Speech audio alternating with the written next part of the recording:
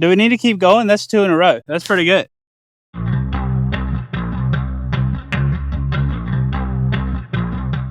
Hey guys, welcome back to Stovepipe TV. I'm Adam, and today we are talking about my Block 1 inspired build. So, keyword inspired, because there's going to be some people, some actual cloners in the comments that are not going to approve of this. But to start off, it's basically a 16-inch PSA rifle. This is actually a Blim upper. This is their 15th year anniversary. I'm looking right at it. 15-year anniversary lower. And the cool thing about this lower is it's the 21st lower in the serial number. It's 024, which I thought is pretty cool and deserved a special treatment. So why not turn it into a Block 1? So let's talk about the Block 1 itself as a whole.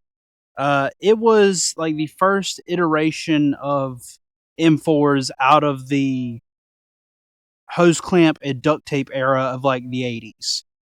This is where government basically put together these kits, gave them to the soldiers with the rifle, and this is one of the iterations that would come out of those builds. I mean, some of them had M203s, PECs, day, night, or night vision, like early crew generation of night optics. These were 14.5s. Now this is a 16. This gun is not complete yet. Depending on how it shoots, and we'll see later in the video, we might end up swapping this to a 14.5 with a pin and weld bird cage.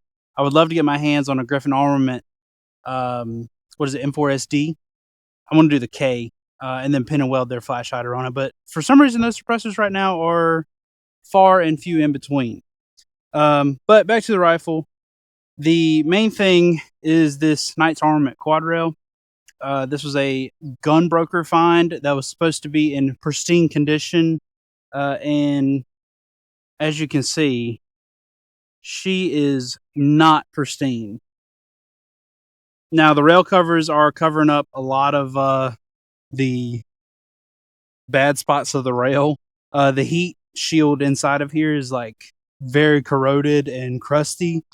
I had a lot of trouble getting this on because where the delta ring sits inside, it was just all chewed up. I was not happy, but at the end of the day, I have a Knight's Armament rail, and those are getting hard to find.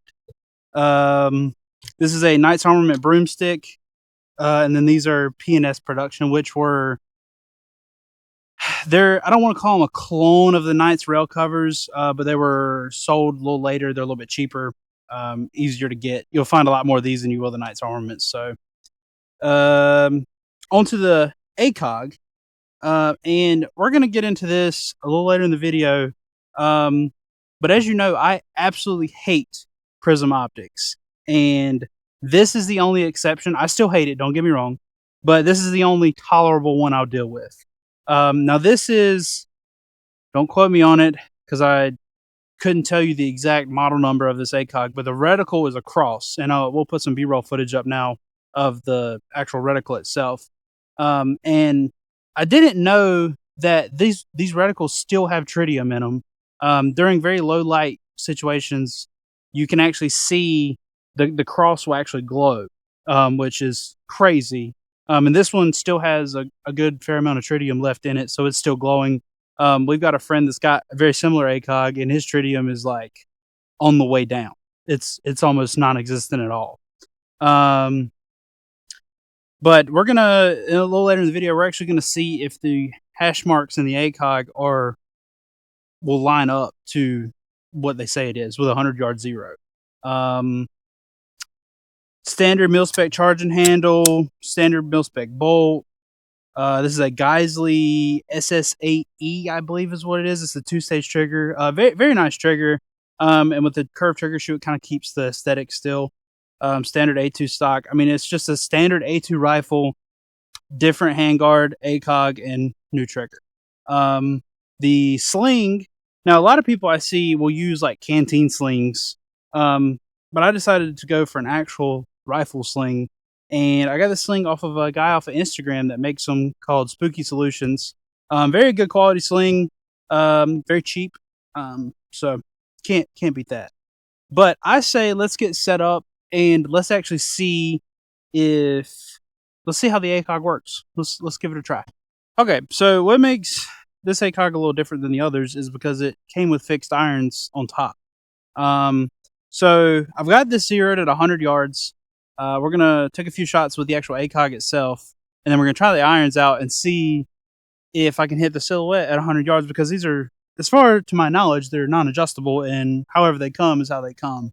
These things are really, I would imagine, designed for like 8 yards, point blank, something to basically look through and point and aim. Back to why I hate the ACOG. This stock, you have to be pretty much right here for the eye box on the ACOG to work. Otherwise, it's just a black donut around the entire optic or entire reticle. But let's see. Let's see what we can do. So there is 100 yards.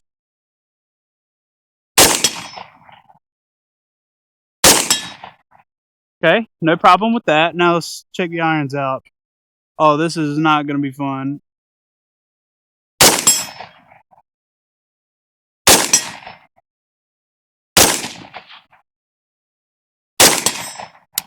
Okay, 3 out of 4, not bad.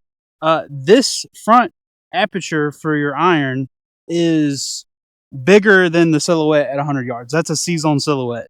Let me just shoot this last one. See if we can make it 4 out of 5.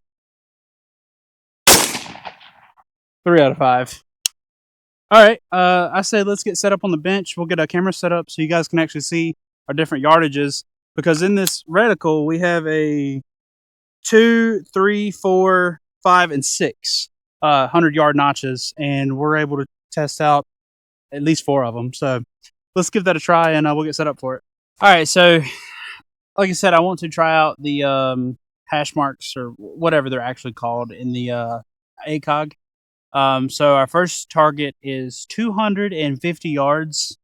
So if you see in the reticle, we're going to aim just a little bit lower than the 2, about in between the 2 and the 3.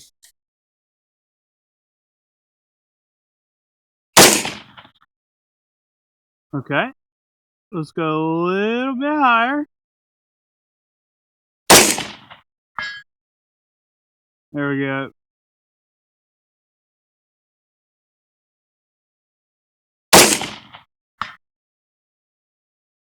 Okay, so twice, so you know it's not luck. The first shot, for some reason, was aiming between the 1 and the center crosshair and the 2. That's my fault. But let's step it up to, we'll go for 300 and try that. All right, we're going to go for 300 now. So we're going to be aiming at the notch right above the 4.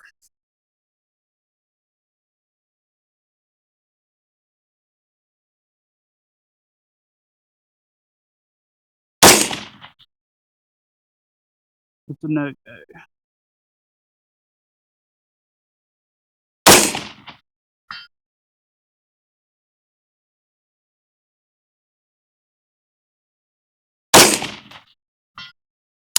Okay. So it seems to be just a little bit, you got to aim just a little bit higher than the actual reticle itself. And it's probably due to me shooting 77 grains instead of the 55, because I believe this thing is for 55 grain. But so far it seems to be working. Let's take it out to 420. All right, so we are set up at 420 yards. So now that I know I got to aim a little bit lower, let's see if we can get a first round impact.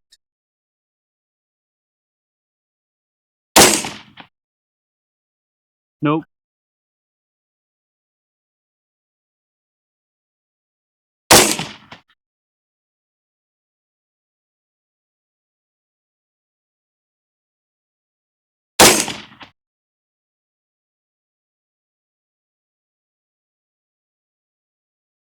Let's take it to the right edge, so it looks like there'll be a little bit of wind out there.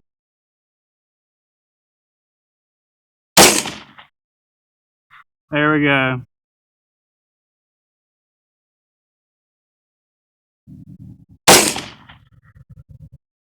Too much.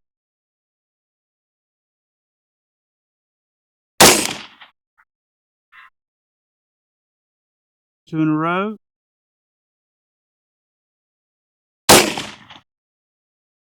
Nope. So, a lot of variables at 400. You know, the 5.56, any little bit of wind, it's going to push it off. And we're just aiming with the notches in the reticle. I say for giggles, we'll go for the 8-inch gong at 475. We're going to call it 500 because it just sounds better. And we'll load up 5 rounds and see how many we can hit at 475. Okay, so we are set up at 475. We have 5 rounds loaded up.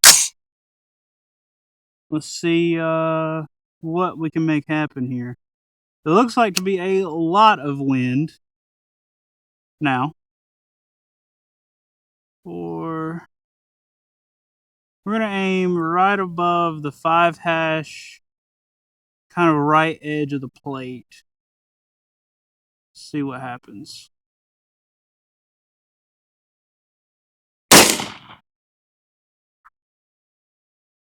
You see that one? A little left.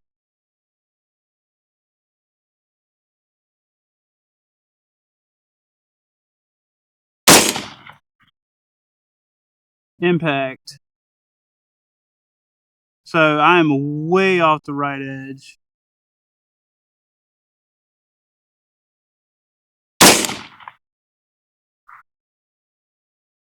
Do we need to keep going? That's 2 in a row. That's pretty good. We'll keep going.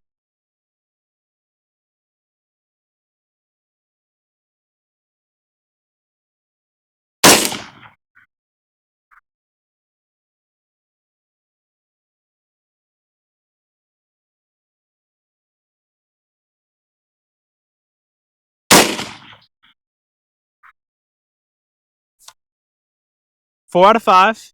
My lovely range assistant with the excellent wind call there.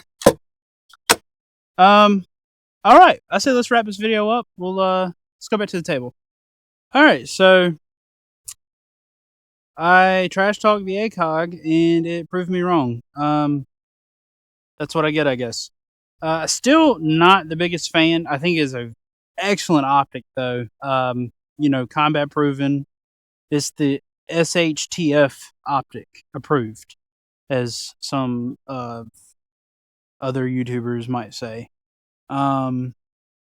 Future plans for this thing, it was kind of rushed, and I got a really good deal on this ACOG. Had one actually in stock, and I had to have it to finish this thing. I would love to change out the buffer system, either maybe swap to an A5 tube and run like an H3 or an H4.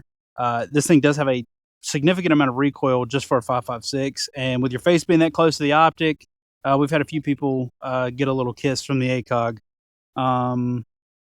Suppressor, eventually in the future. When we go suppressor route, I'm a big advocate of some kind of adjustable gas block. JP Enterprises makes an adjustable triangle front sight post, but I've not heard very good things about those. There is a company that makes adjustable gas tubes. There's a little adjustment screw that sits in the middle of the tube, and you're able to restrict the gas down. And that may be what happens in the future. We'll see. Geiser trigger, fantastic. All in all, it's a great rifle. I'm very, very happy that our group kind of pushed me to finish building this thing, because I've had this gun for over a year just without the ACOG and the rail and everything. So I'm glad that they convinced me to finish it, because it's a blast to shoot. It looks great. It's just that, you know, you see these rifles in movies and video games set up very similar to this, and it was just something I had to have. So, highly recommend if you're contemplating building a Block 1 or even a Block 2. Maybe you're that fancies your style. So, either way, highly recommend it. Finish your builds. Finish your builds before you buy new guns. Don't be like me or like Luke. He's the same as me. So, anyway, that's going to wrap it up for this video. Hope you guys enjoyed. Any questions, comments, concerns, things I did wrong, things I could do better, put them in the comments below. Any comments from our temporary cameraman back there? We have Jenkins Fat behind the camera today. So Hey guys, so I would like to say that cameraman and Lucas need to get back out here. This ain't my job. I got my own YouTube channel to run. That's all I got to say. Bye. Anyway, that's it for the video. Bye bye.